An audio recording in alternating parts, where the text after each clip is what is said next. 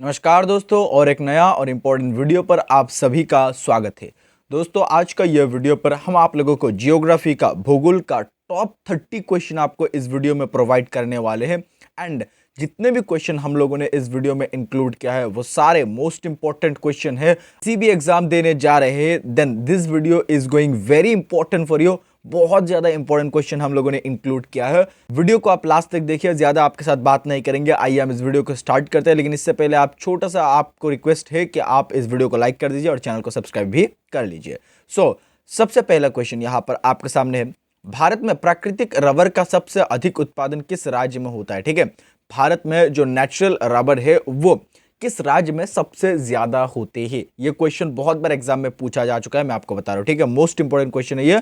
और ये जो क्वेश्चन है, भारत में सबसे ज्यादा प्राकृतिक रबर का उत्पादन किस राज्य में होता है, इस क्वेश्चन का आंसर आप हमें कमेंट में बताइए। जी हाँ, आपके लिए हम लोगों ने रखा है ये क्वेश्चन। आप हमें कमेंट में बताइए कि इस क्वेश्चन का आंसर क्या होगा। आगे बढ़ते हैं और नेक्स्ट क्वेश्चन कराते हैं आपको। क्वेश्चन नंबर 2 यहां पर आपके सामने है कि भारत के कितने प्रतिशत लोग कृषि पर आश्रित है, यानी कि कितने प्रतिशत लोग कृषि में आधारित है, कृषि करते हैं। ठीक है, इस क्वेश्चन का जो सही उत्तर होगा वो होगा ऑप्शन नंबर ए, यानी कि आपको याद रखना है 52% लोग कृषि पर आधारित है या फिर कृषि करके अपना जीवन वो चलाते हैं। ठीक है, याद रखना है ये परसेंटेज मोस्ट इंपॉर्टेंट है, ये क्वेश्चन भी कि भारत का कितने लोग कृषि पर आधारित है। नेक्स्ट दोस्तों, यहां पर आपके लिए हम लोगों ने एक स्पेशल ई बुक क्रिएट किया है। ये एक ई बुक है जो कि आपको इंस्टेंटली मिल सकता है। SSC GD and Indian army का स्टूडेंट के लिए ये स्पेशली बनाया गया है। ये ई बुक पर हम जितने भी इंपॉर्टेंट टॉपिक है वो कवर कर लिए। इंडियन हिस्ट्री हो गया, जियोग्राफी हो गया, पॉलिटी हो गया, साइंस हो गया, मिक्स जीके हो गया, कंप्यूटर जीके हो गया, जनरल नॉलेज हो गया, सारे हम लोगों ने इंक्लूड किया है। And the language of this E book is Hindi. आपको ये भी याद रखना है कि ये ई बुक अगर आप लेना चाहते हैं तो डिस्क्रिप्शन आप चेकआउट कर सकते हैं, और इस ई बुक आपको बहुत ही मिनिमम प्राइस पर मिलेगा। न्यू ईयर के लिए आपको हम लोगों ने बहुत मिनिमम प्राइस पर ये ई बुक प्रोवाइड कर रहे हैं, ताकि आपका एग्जाम भी आप सही से दे पाए, इसको पढ़ के प्रिपेयर कर पाए। अगर आपको कुछ भी सपोर्ट चाहिए तो यहां पर दिए गए व्हाट्सएप नंबर और ईमेल पर आप हमें कांटेक्ट कर सकते हैं, आपको हम हेल्प करने की कोशिश करेंगे। आगे बढ़ते हैं दोस्तों। नेक्स्ट क्वेश्चन यहां पर क्वेश्चन नंबर 3 है।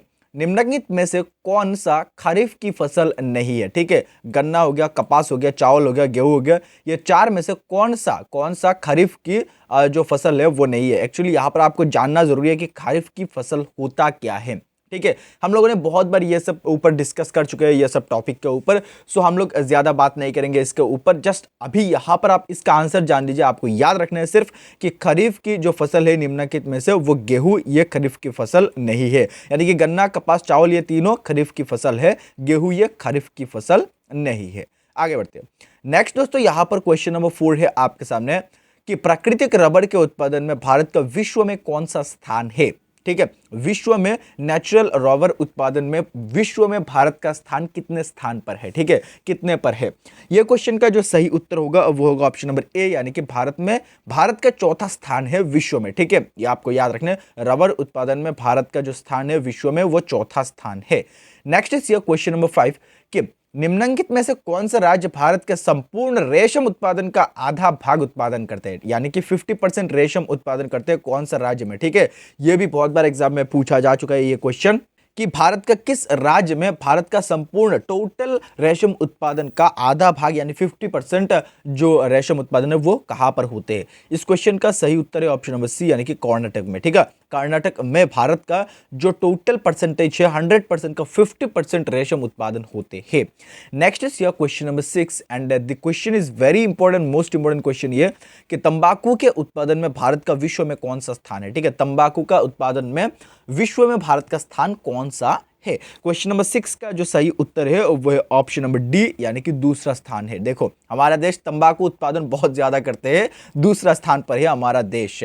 यह भी आपको याद रखना है, क्वेश्चन पूछा जा सकता है। नेक्स्ट इज क्वेश्चन नंबर 7 कि निम्नलिखित में से किस जिले में कॉफी का अधिक उत्पादन होता है? ठीक है, किस जिले में पूछा है, यहां पर स्टेट के बारे में नहीं। ठीक है, किस जिले में? यहाँ पर हुबली दिया गया, यहाँ पर बेल्लारी, कुर्ग और मैसूर, ये चार जिले में से कौन सा कॉफी उत्पादन में सबसे ज्यादा कॉफी उत्पादन करते हैं भारत का? इस क्वेश्चन का सही उत्तर जो है वो है ऑप्शन नंबर सी यानी कि कुर्ग। कुर्ग, ये आपको याद रखना है, ये भारत का सबसे अधिक इस राज्य में कॉफी उत्पादन होता है। नेक्स्ट आगे बढ़ते हैं। क्वेश्चन नंबर यहां पर 8 आपके सामने कि नीली क्रांति यानी कि ब्लू रेवोल्यूशन, ठीक है, नीली क्रांति या फिर ब्लू रेवोल्यूशन जिसे कहते हैं, किससे संबंधित है? ये किससे संबंधित है? ये फोटो आप देख पा रहे हैं, इस फोटो से संबंधित है, यानी कि ऑप्शन नंबर ए मत्स्य उत्पादन से संबंधित है। ठीक है, मत्स्य उत्पादन, मत्स्य मतलब फिश है, मछली है, मत्स्य उत्पादन से ब्लू रेवोल्यूशन जो है वो संबंधित थे। नेक्स्ट आगे बढ़ते हैं। Question number 9 is here. ये मोस्ट इंपॉर्टेंट क्वेश्चन है, मैं आपको बता रहा हूं, बहुत बार एग्जाम में पूछा जा चुका है और ये हमें जानना बहुत जरूरी है। ठीक है, कि झूम एक है, झूम क्या है एक्चुअली? झूम एक जनजाति का नाम है, कृषि का एक तरीका है, लोक नृत्य है या फिर नदी घाटी का नाम है? झूम जो है ये एक कृषि का तरीका है। ठीक है, झूम एक कृषि का तरीका है जो कि पहाड़ों में किया जाता है। यहाँ पर ये फोटो देख के आप आइडिया लगा सकते हैं। ठीक है, पहाड़ों में ऐसे स्लाइड जगह पर ये झूम का खेती किया जाता है, इसको झूम खेती कहते हैं। सो ये आपको याद रखना, पहाड़िया लोग ये खेती करते हैं। नेक्स्ट इज यह, भारत में स्वच्छ जलीय मछली का सबसे बड़ा उत्पादक राज्य कौन सा है? ठीक है, स्वच्छ जलीय मछली का सबसे बड़ा उत्पादक राज्य कौन सा है? इस क्वेश्चन का सही उत्तर है ऑप्शन नंबर ए यानी कि पश्चिम बंगाल। ठीक है, पश्चिम बंगाल भारत का सबसे ज्यादा मत्स्य उत्पादन करते हैं, ये आपको याद रखना है। जलीय मत्स्य, ठीक है, जलीय मत्स्य जो कि डायरेक्टली मछली पकड़ते हैं या फिर उत्पादन करते हैं। नेक्स्ट इस क्वेश्चन नंबर यहां पर 11 है। नियाग्रा जलप्रपात किन दो झीलों के मध्य में स्थित है? ठीक है, किस दो झीलों के बीच में स्थित है नियाग्रा जलप्रपात? ये मोस्ट इंपॉर्टेंट क्वेश्चन है। क्वेश्चन नंबर 11 का सही आंसर है ऑप्शन नंबर ए यानी कि इरी एवं ओंटारियो। ठीक है, ये दोनों झीलों के बीच में नियाग्रा जलप्रपात ये स्थित है। ठीक है, इरी एवं ओंटारियो। ठीक है, आगे बढ़ते हैं और नेक्स्ट क्वेश्चन करते हैं, ये आपको याद रखना है। नेक्स्ट इज यह क्वेश्चन नंबर 12 कि निम्नलिखित में से वो सागर कौन सा है जहां पर भूबद्ध है? ठीक है, जहां पर भूबद्ध है वो सागर कौन सा है जो भूबद्ध है? इस क्वेश्चन का सही उत्तर है ऑप्शन नंबर बी यानी कि अरल सागर। अरल सागर, ठीक है, नाम आपको याद रखना है। नेक्स्ट आगे बढ़ते हैं। क्वेश्चन नंबर 13 इज हियर कि विक्टोरिया जलप्रपात किस नदी से संबंधित है? ठीक है, विक्टोरिया जलप्रपात ये किस नदी से संबंधित है? मोस्ट इंपॉर्टेंट क्वेश्चन है ये क्वेश्चन का जो सही आंसर है वो ऑप्शन नंबर बी यानी कि जम्बेजी नदी से। ठीक है, जम्बेजी नदी से संबंधित है विक्टोरिया जलप्रपात। ये मोस्ट इंपॉर्टेंट क्वेश्चन है, बहुत बार एग्जाम में, बहुत सारे एग्जाम में पूछा जा चुका है। Next question is question number 14। Africa महाद्वीप की सबसे बड़ी झील कौन सी है? ठीक है, एशिया का नहीं, यूरोप का भी नहीं है, अफ्रीका महाद्वीप का सबसे बड़ी झील का नाम क्या है? इस क्वेश्चन का जो सही उत्तर है वो है ऑप्शन नंबर सी यानी कि विक्टोरिया। विक्टोरिया झील जो है ये अफ्रीका महाद्वीप का सबसे बड़ी झील का नाम है। नेक्स्ट आगे बढ़ते हैं, नेक्स्ट क्वेश्चन करते हैं। क्वेश्चन नंबर 15 यहां पर आपके सामने, नियाग्रा जलप्रपात किस नदी पर स्थित है? नियाग्रा जलप्रपात जो है वो ऑप्शन नंबर ए यानी कि आपको याद रखना है सेंट लॉरेंस नदी पर स्थित है, ये आपको याद रखना है। ठीक है, option number A is the right answer. Niagara जलप्रपात किस नदी पर स्थित है? सेंट्रो लॉरेंस नदी पर स्थित है। नेक्स्ट आगे बढ़ते हैं, यहां पर क्वेश्चन नंबर 16 है कि निम्नलिखित में से कौन सा युग्म गलत है? ठीक है, कौन सा युग्म गलत है? कि ये जो क्वेश्चन है ये भी आपको याद रखना है, ऐसा क्वेश्चन पूछा जाता है, बहुत रेयर पूछा जाता है एक्चुअली, फिर भी आपको याद रखना है कि निम्नलिखित में से कौन सा युग्म गलत है? इस क्वेश्चन का सही आंसर है ऑप्शन नंबर ए यानी कि आनेगा ऑस्ट्रेलिया। ठीक है, आनेगा ये ऑस्ट्रेलिया में नहीं है, इसीलिए ये जो युग्म है, ये जो कॉम्बिनेशन है ये गलत है। आगे बढ़ते हैं और नेक्स्ट क्वेश्चन करते हैं।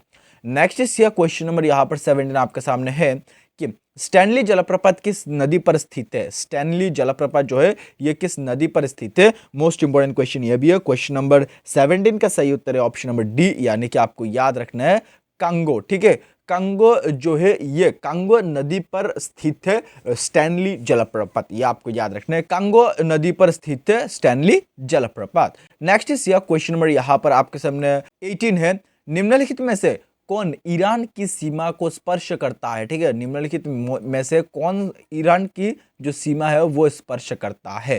क्वेश्चन नंबर 18 का जो सही आंसर है वो है ऑप्शन नंबर सी यानी कि कैस्पियन सागर। कैस्पियन सागर जो है ये ईरान की सीमा है वो स्पर्श करता है, ये आपको याद रखना है, ये सवाल बन सकता है।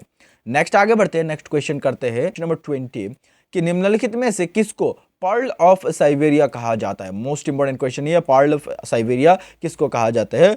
करदा झील को, या फिर लिंकनबर्ग झील को, या फिर बोयकाल झील को, या फिर ग्रैंड वियर झील को? ये 4 झील में से किसको पर्ल ऑफ साइबेरिया कहा जाता है? इस क्वेश्चन का सही आंसर है ऑप्शन नंबर सी, यानी कि वेकाल झील। वेकाल झील इसको पर्ल ऑफ साइबेरिया भी कहा जाता है। मोस्ट इंपॉर्टेंट है।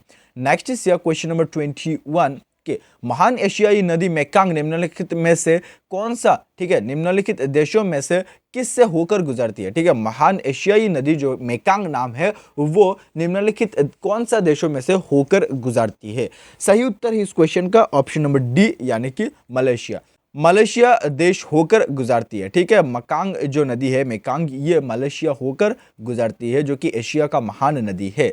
नेक्स्ट इज क्वेश्चन नंबर 22, निम्नलिखित में से कौन सा देश नील नदी द्वारा अपवाहित नहीं है? ठीक है, अपवाहित नहीं है। नील नदी द्वारा कौन सा देश है? स्वीडन है, युगांडा है, और चाड है, और इथियोपिया है।